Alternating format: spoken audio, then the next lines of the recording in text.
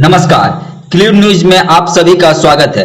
हम जानेंगे इस चैनल के माध्यम से झारखंड और देश दुनिया की मुख्य व ताजा खबरें। सीएम हेमंत सोरेन ने सादगी के साथ मनाया 45वां बर्थडे।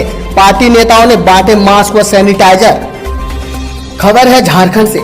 मुख्यमंत्री हेमंत सरकार का जन्मदिन भी आज खामोशी के साथ आम दिनों की तरह ही गुजर गया। दरअसल हर साल मुख्यमंत्री अपना जन्मदिन सादगी के साथ ही परिवार के साथ ही मनाना पसंद करते हैं, लेकिन इस बार कोरोना संक्रमण के कारण मुख्यमंत्री अपने जन्मदिन पर अपने शुभचिंतकों से नहीं मिल पाए। सीएम आवास के भीतर ही अपने परिवार के साथ ही जन्मदिन मनाए। इस मौके पर उन्होंने अपने पिता शिबू सोरेन और माताजी का आशीर्वाद लिया। कार पार्किंग विवाद में पुलिस ने एक डॉक्टर की पिटाई। थाना प्रभारी लाइन हाजिर हो। खबर बताया जा रहा है कि कोडरमा से है। तो आइए जानते हैं क्या है पूरी बात। जिले के मुख्य शहर झुमरी तलिया स्थित झंडा चौक के पास सोमवार दोपहर को कार पार्किंग के मुद्दे पर डॉक्टर के साथ पुलिस ने बेरहमी से मारपीट की। पुलिस की मारपीट से डॉक्टर वीरेंद्र कुमार को कंधे और पांव में गहरी चोट आई है। घटना के बाद पीड़ित डॉक्टर ने थाना प्रभारी नारायण ठाकुर और पुलिस जवानों के खिलाफ बेरहमी से मारपीट, गाली गलौज और जान से मारने की धमकी देने सहित अन्य आरोप लगाते हुए एसपी के नाम पर आवेदन की है। केंद्र सरकार की मजदूर विरोधी नीतियों और निजीकरण के खिलाफ मजदूर संगठन व बैंकर्स ने किया हल्ला बोल। इंटक व संयुक्त मजदूर मोर्चा द्वारा आहूत भारत बचाओ आंदोलन के तहत रविवार को शहर के अलग अलग स्थानों पर मजदूर संगठनों ने विरोध प्रदर्शन किया। नारेबाजी कर केंद्र सरकार की मजदूर विरोधी नीति को वापस लाने की मांग की है। इस दौरान मजदूर नेताओं ने कहा कि वर्तमान सरकार उद्योगपतियों को मजबूत व मजदूरों को कमजोर कर रही है। मामला है बिजली कटौती की। बकाया 2.5 करोड़ रुपया नहीं देने पर स्ट्रीट लाइटों की बिजली काटने की दी चेतावनी। खबर बताया जा रहा है झारखंड से है। झारखंड बिजली वितरण निगम लिमिटेड ने शहर की स्ट्रीट लाइटों को बिजली सप्लाई बंद करने की चेतावनी धनबाद नगर निगम को दी है। JBVNL का नगर निगम कर बकाया 2.5 करोड़ रुपया पहुंचाया है। इसका भुगतान नहीं किए जाने की नाराजगी में ही बिजली निगम ने चेतावनी दी है कि इस संबंध में उसने नगर निगम को पत्र भेजा है। इसमें कहा गया है कि पिछले 5 वर्षों से बिजली बिल का भुगतान सही समय पर नहीं किया जा रहा है। इसी वजह से बकाया काफी अधिक हो गया है। जानकारी के मुताबिक शहरी क्षेत्र में 2000 से अधिक स्ट्रीट लाइटें हैं और इनके लिए JBVNL से नगर निगम बिजली खरीदता है। इसके एवज में उसे प्रति किलोवाट 6.5 रुपया का भुगतान करना होता है। झारखंड के शिक्षा मंत्री ने 11वीं में लिया दाखिला। 25 साल बाद राजनीति के साथ करेंगे पढ़ाई भी। खबर बताया जा रहा है कि बोकारो से है। तो आइए जानते हैं क्या है इसका पूरा मामला। झारखंड के शिक्षा मंत्री जगन्नाथ महतो राज्य की शिक्षा व्यवस्था दुरुस्त करने के साथ साथ अब पढ़ाई भी करेंगे। जी हाँ, आपने सही सुना है। उन्होंने 11वीं क्लास में दाखिला ले लिया है। बोकारो जिला के बैरवो प्रखंड अंतर्गत नवाडी स्थित अपने ही देवी महतो महाविद्यालय में उन्होंने सोमवार को एडमिशन करवाया है। बड़ा ही आश्चर्य वाली बात है। खबर पाकिस्तान के कराची से। कराची में घुसकर चीनी सैनिकों ने पाकिस्तानी सैनिकों को जमकर पीटा। कई हुए बेहोश तो कई के हाथ पांव टूटे। चीन की रहमो करम पर पलने वाले हर मुसीबत में चीन की तरफ हाथ फैलाने वाले, चीन को अपना सबसे अच्छा दोस्त बताने वाले पाकिस्तान को चीन ने उसी के घर में घुसकर मारा है। जी हां, एक बार फिर से पाकिस्तान के प्रधानमंत्री इंटरनेशनल बेइज्जती हुई है। मीडिया रिपोर्ट के मुताबिक चीनी सेना ने पाकिस्तान के कराची में घुसकर पाकिस्तानी सैनिकों पर जमकर पिटाई की है। बताया जा रहा है कि चीनी सेना की पिटाई के बाद कई पाकिस्तानी सैनिक बेहोश हो गए, तो वहीं कई पाकिस्तानी सैनिकों के हाथ पांव टूट गए हैं। घायलों को अस्पताल में भर्ती कराने की प्रक्रिया जारी है। चौंकाने वाले खुलासा, 2020 में पैदा होंगे 2.5 करोड़ बच्चे। इजराइल देश के बराबर तो लॉकडाउन में ही पैदा हो गए। अमित शाह से लगाई गुहार। भारतीय जनता पार्टी के नेता और सुप्रीम कोर्ट के वरिष्ठ अधिवक्ता अश्विनी उपाध्याय ने देश में तेजी से बढ़ रही जनसंख्या पर चिंता व्यक्त की है। बढ़ती आबादी पर लगाम लगाने के लिए उन्होंने गृह मंत्री अमित शाह को पत्र लिखा है। अपने पत्र में उपाध्याय ने कठोर व प्रभावी जनसंख्या नियंत्रण कानून बनाने की मांग की है। उपाध्याय का कहना है कि इस वर्ष 2.5 करोड़ बच्चे पैदा होंगे, वही इजराइल की जनसंख्या के बराबर बच्चे तो लॉकडाउन में ही पैदा हो चुके हैं। उपाध्याय ने अपने पत्र में लिखते हैं कि जनसंख्या विस्फोट। आदरणीय गृह मंत्री जी, इस पत्र के माध्यम से आपका ध्यान देश की 50% समस्याओं के मूल कारण जनसंख्या विस्फोट की तरफ आकृष्ट करना चाहता हूं। माननीय प्रधानमंत्री जी जनसंख्या विस्फोट पर पहले ही अपनी चिंता व्यक्त कर चुके हैं। जनसंख्या नियंत्रण कानून की मांग वाली मेरी याचिका पर सुप्रीम कोर्ट ने 10 जनवरी को गृह मंत्रालय और कानून मंत्रालय को नोटिस जारी किया था, लेकिन किसी भी मंत्रालय ने अभी तक अपना पक्ष स्पष्ट नहीं किया है। 14 अगस्त को पुनः सुनवाई है। बाढ़ की स्थिति की समीक्षा करने के लिए प्रधानमंत्री मोदी ने की मुख्यमंत्रियों के साथ बैठक।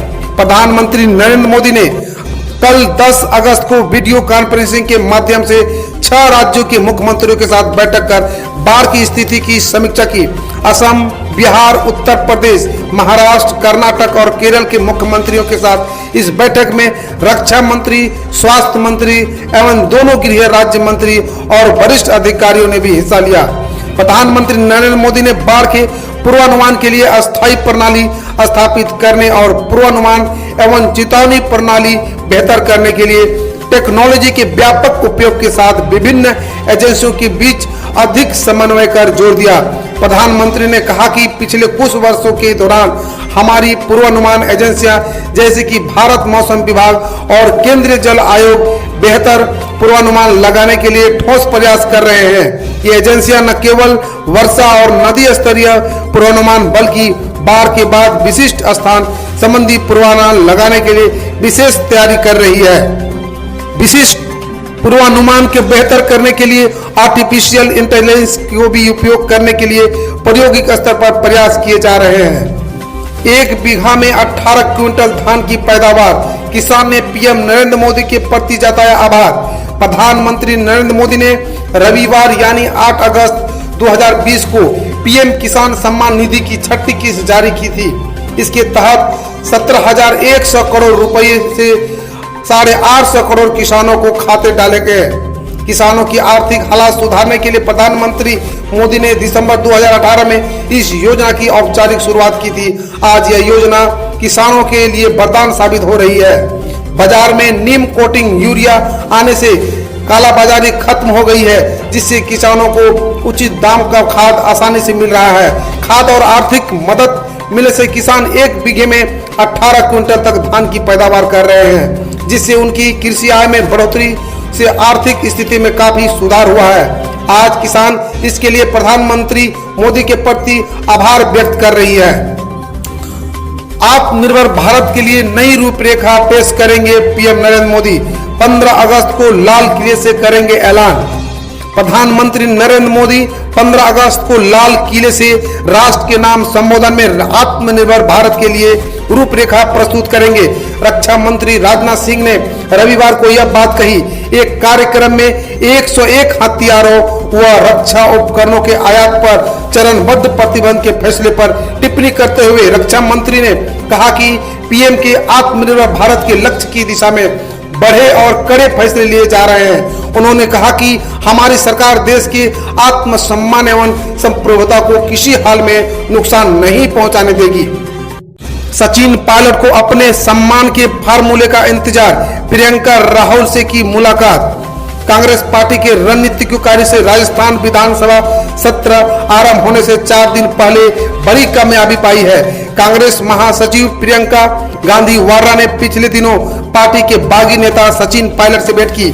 इस मुलाकात साथ ही सचिन पायलट ने कांग्रेस के पूर्व अध्यक्ष राहुल गांधी से मिलने का समय मांगा। राहुल से एक भेंट के बाद बातचीत का सिलसिला चल निकला। सूचना यह है कि राहुल गांधी सचिन पायलट का साथ दे रहे हैं। पार्टी के विधायकों से भी मिलना चाहते हैं। कांग्रेस के रणनीतिकारों की माने तो सचिन पायलट के लिए सम्मानजनक रोड मैप बनने के बाद राजस्थान में सब कुछ ठीक हो जाएगा।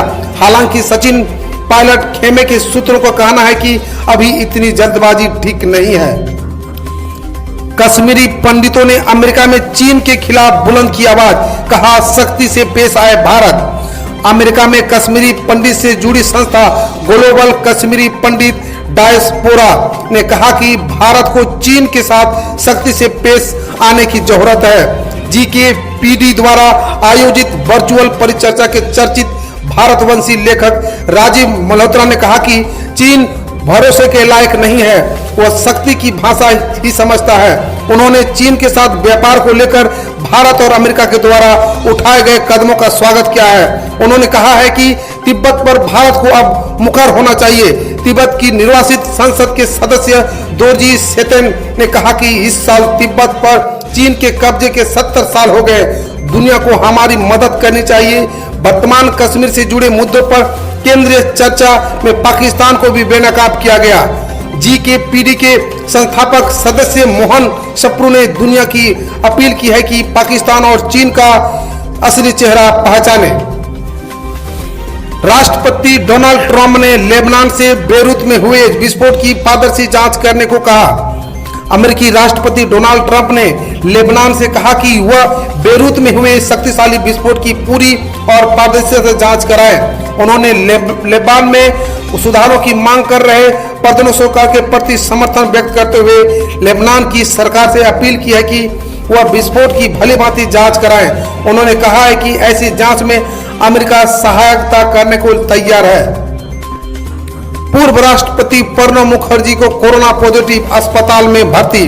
पूर्व राष्ट्रपति प्रणब मुखर्जी कोरोना वायरस से संक्रमित पाए गए हैं। उन्होंने अपने संपर्क में आए लोगों से खुद को आइसोलेट करने और कोरोना जांच कराने के लिए कहा है।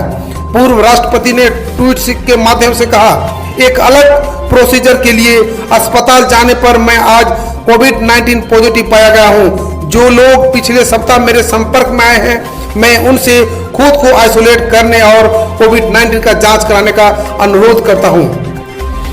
रेल मंत्री पीयूष गोयल और कोयला मंत्री प्रहलाद जोशी ने हुबली में रेलवे संग्रहालय को राष्ट्र के नाम समर्पित किया।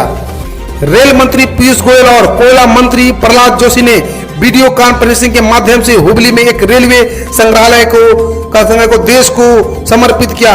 इस आयोजन की अध्यक्षता रेल राज्य मंत्री सुरेश जी अंगड़ी ने की और इसमें कई गणमान्य व्यक्ति और वरिष्ठ अधिकारियों ने भी भाग लिया। प्रधानमंत्री नरेंद्र मोदी ने चेन्नई और पोर्ट ब्लेयर को जोड़ने वाली समुद्री ऑप्टिकल फाइबर लेबल का शुभारंभ किया। प्रधानमंत्री नरेंद्र मोदी कल चेन्नई और पोर्ट ब्लेयर को जोड़ने वाले समुद्री ऑप्टिकल फाइबर केबल का शुभारंभ किया। प्रधानमंत्री ने वीडियो कॉन्फ्रेंसिंग के माध्यम से इस राष्ट्र को समर्पित किया। Little Andaman, Car Nicobar, Kamorta, Great Nicobar, Long Island और रांगत इस सुविधा से जुड़ेंगे। इधर प्रकाश जावड़ेकर ने हाथियों के संरक्षण के बेहतरीन तौर तरीकों पर आधारित दस्तावेज व हाथी और मानव के बीच टकराव प्रबंधन पर एक पोर्टल मेरे साथी लॉन्च किया। मानव हाथी संघर्ष हथियारों के संघर्ष के लिए एक गंभीर चुनौती है। भारत सरकार ने मानव हाथी संघर्ष को रोकने के लिए कई छोटे और दीर्घकालिक उपायों पर लागू किया है। रेलवे ने 30 सितंबर तक के लिए ट्रेनों को कैंसिल कर दिया है।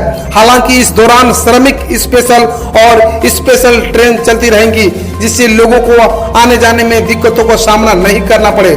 इस फैसले से माना जा रहा है कि 30 सितंबर तक ट्रेनों की सामान्य सेवाएं बहाल नहीं होगी। खबर रांची से। स्वतंत्रता दिवस बिरसा मुंडा केंद्रीय कारागार में बंद कई कैदियों के लिए आजादी की सुबह साबित होगी। स्वतंत्रता दिवस के मौके पर रांची के बिरसा मुंडा केंद्रीय कारागार में लगने वाले वार्षिक जेल अदालत पर से संशय के बादल अब हट चुके हैं। रांची जिला विधिक सेवा प्राधिकार के सचिव अभिषेक कुमार ने जानकारी देते हुए बताया कि हर वर्ष की तरह इस बार भी बिरसा मुंडा सेंट्रल जेल में जेल अदालत आयोजित की जाएगी। इस वर्ष कोरोना के बढ़ते संक्रमण के बीच उत्पन्न परिस्थितियों को ध्यान में रखते हुए जेल अदालत का आयोजन वीडियो कॉन्फ्रेंसिंग के जरिए किया जाएगा। झारखंड के मनरेगा कर्मियों के समर्थन में अखिल भारतीय मनरेगा कर्मचारी महासंघ ने बुलाई 2 दिवसीय देशव्यापी हड़ताल। तो आइए जानते हैं पूरी खबर को। झारखंड में मनरेगा कर्मी 27 जुलाई से हड़ताल पर है। उन्हें काम पर लौटने का अल्टीमेटम भी सरकार की ओर से दिया गया है। 48 घंटे में काम पर नहीं लौटने पर बर्खास्त करने के विरोध में मनरेगा कर्मी सूबे के सभी प्रखंड मुख्यालयों में 2 दिवसीय धरना पर बैठ गए हैं। वहीं दूसरी ओर झारखंड के मनरेगा कर्मियों के समर्थन में अखिल भारतीय मनरेगा कर्मचारी महासंघ ने 2 दिवसीय देशव्यापी हड़ताल पर जाने की घोषणा की है। खबर है झारखंड के जमशेदपुर से। जमशेदपुर पुलिस लाइन में एक एएसआई ने खुद को गोली मारकर आत्महत्या कर ली है। घटना सोमवार की शाम गोली मुरी पुलिस एसआईटी लाइन में हुई। एएसआई तरुण पांडे ने अपनी सर्विस रिवॉल्वर से खुद को गोली मार ली है। मिली जानकारी के अनुसार एएसआई तरुण पांडे गोल मुरी पुलिस लाइन के एक फ्लैट की तीसरी मंजिल पर अपनी पत्नी के साथ रहते थे।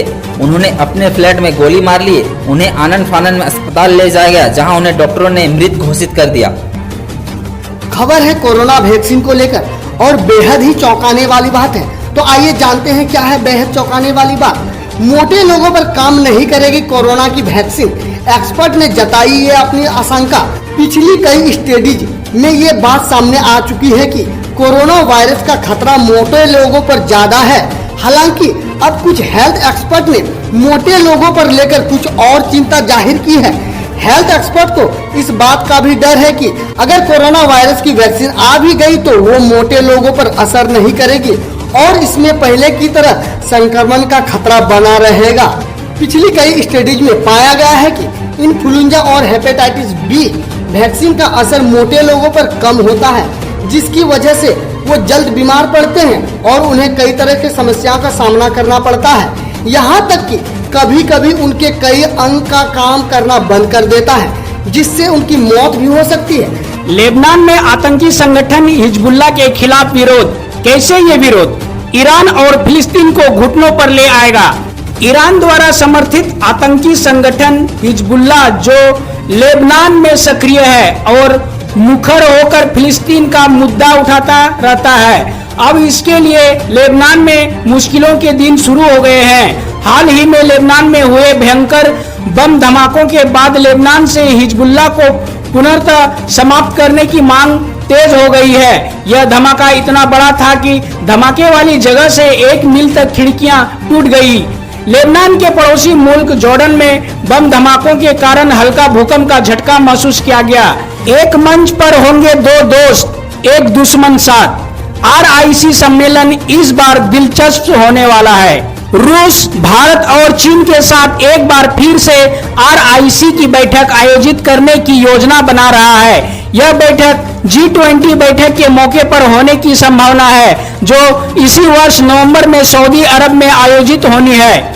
यहाँ ध्यान देने वाली बात यह है कि कोरोना के बाद से भारत और रूस दोनों देशों का चीन के साथ तनाव बढ़ा हुआ है और ऐसे समय में यह RIC की बैठक होना चीन पर भारी पड़ सकता है। खबर है धनबाद से।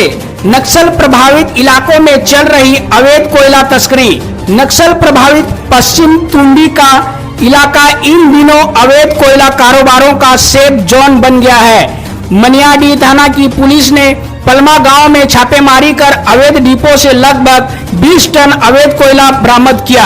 सुलह को लौटे पायलट तो शिकायतों पर होने लगा एक्शन। सोनिया ने बनाई 3 सदस्यों की कमेटी। राजस्थान में जारी सियासी संकट खत्म हो गया है। इसके साथ ही कांग्रेस अध्यक्ष सोनिया गांधी ने सचिन पायलट की शिकायत की जांच के लिए 3 सदस्यीय समिति गठित करने का फैसला किया है, ताकि पायलट और उसके समर्थक विधायकों द्वारा उठाए गए मुद्दों का उचित समाधान किया जा सके। कांग्रेस महासचिव KC वेणुगोपाल ने इस बारे में पुष्टि करते हुए कहा कि सचिन पायलट ने सोमवार को राहुल गांधी से मुलाकात की है। इस दौरान उन्होंने अपनी शिकायत रखी थी, जिसकी जांच के लिए 3 सदस्यीय समिति गठित करने का फैसला किया गया है। हम रोज ऐसे ही न्यूज लाते रहेंगे, तो यदि आपने अभी तक क्लीन न्यूज को सब्सक्राइब नहीं किया है तो पहले फटाफट सब्सक्राइब कर लें, साथ ही बेल आइकन को दबा दें ताकि कोई अपडेट मिस ना हो।